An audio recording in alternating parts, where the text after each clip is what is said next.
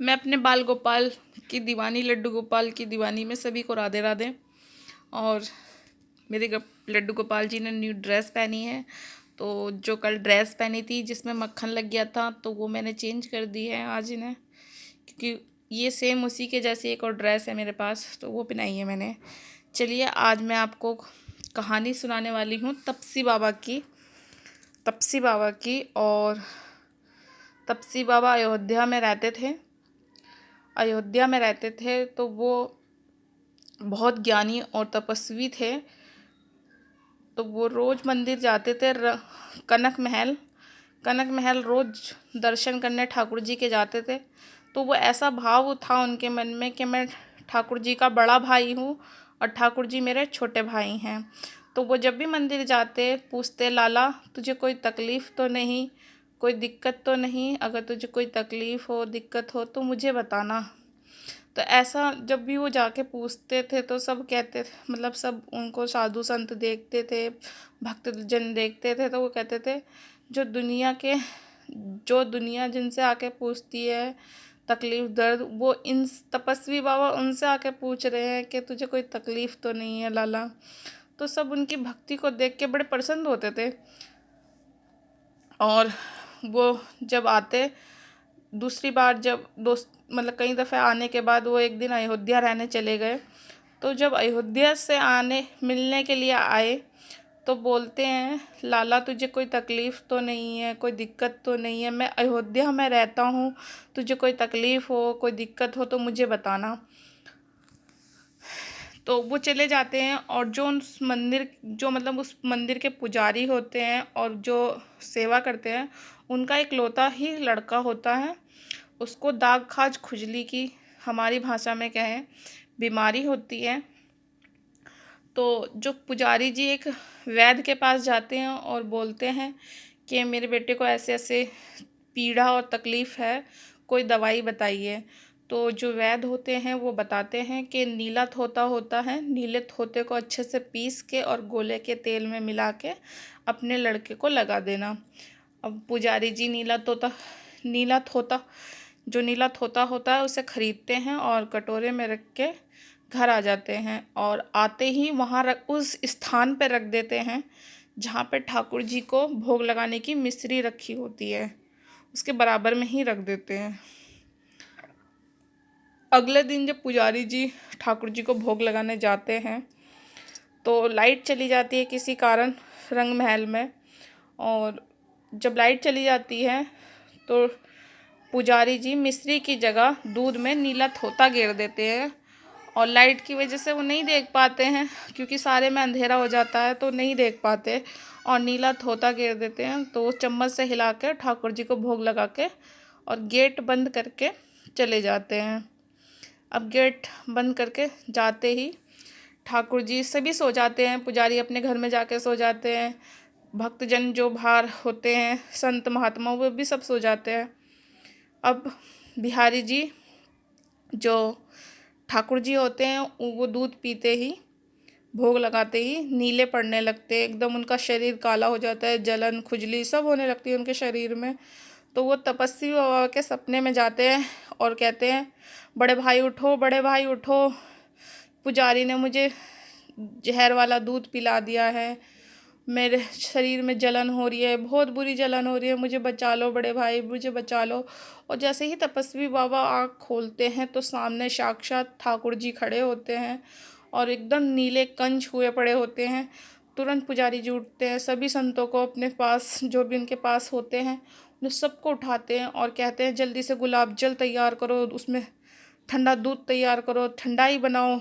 कई तरह की ठंडाई बनाई जाती है और फिर तुरंत मंदिर भागते हैं। रात का 1 बज रहा होता है, वहाँ पे सभी को जगा देते हैं। तुरंत कहते हैं, घड़ों में भरो ठंडाई और फटाफट ठाकुर जी के पास लेके चलो। अब जैसे ही पुजारी के पास जाते हैं, पुजारी का गेट बजाते हैं, तो पुजारी कहते हैं कि रात के 1 बज रहे हैं, आप क्यों इतने भागे भागे आ रहे हैं यहाँ पे? तो कहते हैं, पुजारी जी तुमने ठाकुर जी को विष वाला दूध पिला दिया है, नीला थोता मिला के पिला दिया है। और पुजारी जी पूछते हैं, आपको कैसे पता चला? नू चल के देख लीजिए। वो तुरंत चाबी उठाते हैं पुजारी जी और मंदिर में जाके देखते हैं, जाते ही वहाँ देखते ही हैरान हो जाते हैं। तुरंत तपस्वी बाबा जो होते हैं, साधु संत, वो ठाकुर जी के तुरंत वस्त्र उतार के उन्हें दूध और गुलाब जल से अभिषेक कराया जाता है। उन्हें तुरंत नहलाया जाता है और कहते हैं लाला से कहते हैं, लाला मैं इतनी तरह की ठंडाई लाया हूँ, जल्दी जल्दी पी ले, फटाफट पी ले, तुझे कुछ तो आराम मिलेगा, तुझे जलन नहीं होएगी बेटा, पी ले। और फिर जब कई देर बाद वो परेशान हो जाते हैं, कोई उपाय नहीं होता, उनका रंग फीका नहीं पड़ता, जहर का विष नहीं उतरता, तो हार के ठाकुर जी जो होते हैं वो कह देते हैं, बाबा कुछ तो उपाय बताओ ठाकुर जी। और ठाकुर जी फिर बोलते हैं कि जो दूध का गिलास रखा है वो रात का जो पुजारी ने भोग लगाया था वो जैसे का तैसा ही रखा है, अगर उसे कोई पी ले तो मेरा विष उतर जाएगा। तो तपस्वी बाबा बोलते हैं, लाला तूने बड़ी चिंता करी, ले मैं अभी पी लेता हूँ। तो तुरंत जो होते हैं ठाकुर जी बोलते हैं, नहीं भाई आप ये नहीं पी सकते, अगर जो कोई भी ये दूध पिएगा वो उसकी मृत्यु हो जाएगी। तो ठाकुर जो तपस्वी बाबा होते हैं तो वो बोलते हैं, लाला तूने बड़ी चिंता करी, तो मैं मर जाऊंगा तो क्या हो गया, तुझे तो आराम मिलेगा, तुझे तो राहत मिलेगी। तो बहुत मनाते हैं ठाकुर जी उन्हें और उन्हें पीने नहीं देते। और पुजारी तो जैसे ही बात सुनते हैं वो तो मूर्छित होकर वहीं गिर पड़ते हैं, उनको बोलते हुए देखते हैं। तो और ऐसे ही सुनने सबके जैसे ही खबर पूरे अयोध्या में फैलती है, बहुत दूर दूर से लोग आ जाते हैं, मंदिर के बाहर भक्तों का एकदम मेला लग जाता है, सैकड़ों भक्त आ जाते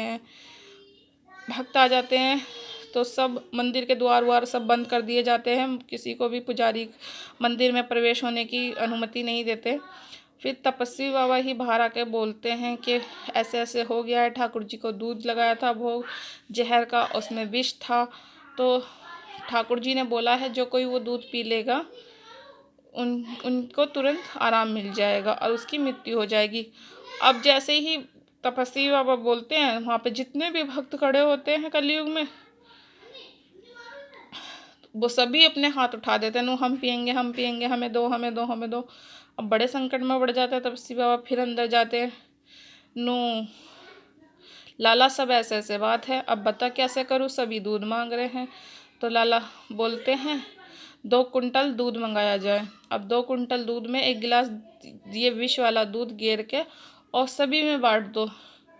और जैसे ही वो बांटने लगते हैं दूध, कुछ ही देर में बंटने के बाद दूध खत्म हो जाता है। और जैसे जैसे दूध बढ़ता रहता है वैसे वैसे लड्डू गोपाल जी मतलब ठाकुर जी का, लड्डू गोपाल जी कह रही सॉरी, मतलब ठाकुर जी का विष उतरने लग जाता है और वो काले मूर्ति से जैसे पहले थी पिता मूर्ति वैसी ही हो जाती है। और फिर जाते हैं तपस्वी बाबा, फिर से पूछते हैं, लाला तुझे कोई तकलीफ़ तो नहीं, बता दे मुझे कोई तकलीफ़ है, कोई दिक्कत है। तो लाला फिर से बोलते हैं कि भाई मुझे कोई दिक्कत तकलीफ़ नहीं है, बस एक जगह मेरे निशान रह गया है अंगूठे में। तो अब वो पूछते हैं, यहीं पे मेरे विष मतलब जो थोते का जो विष होता है वो अंगूठे में रह गया है। तो तपस्वी बाबा बोलते हैं, लाला अब ये कैसे जाएगा। तो कहते हैं ठाकुर जी बोलते हैं, एक काम करो भाई, आप मेहंदी लेकर आओ तोड़ के और आप पीस के मेरे अंगूठे पे लगा दो, और वो इससे मेरे हाथ की जो मेहंदी वो दाग है वो ढका रहेगा और मुझे आराम भी मिलेगा। तो कहते हैं कनक महल में आज भी मतलब ठाकुर जी को उस हाथ पे मेहंदी लगाई जाती है जिससे कि वो दाग ना दिखे। अगर आपको थोड़ा सा भी यकीन हो इस कहानी पे तो प्लीज़ सब्सक्राइब कीजिए, बेल आइकन दबाइए और शेयर कीजिए। राधे राधे, फिर मिलेंगे आपको एक नई कहानी के साथ। राधे राधे सभी को, जय श्री राम।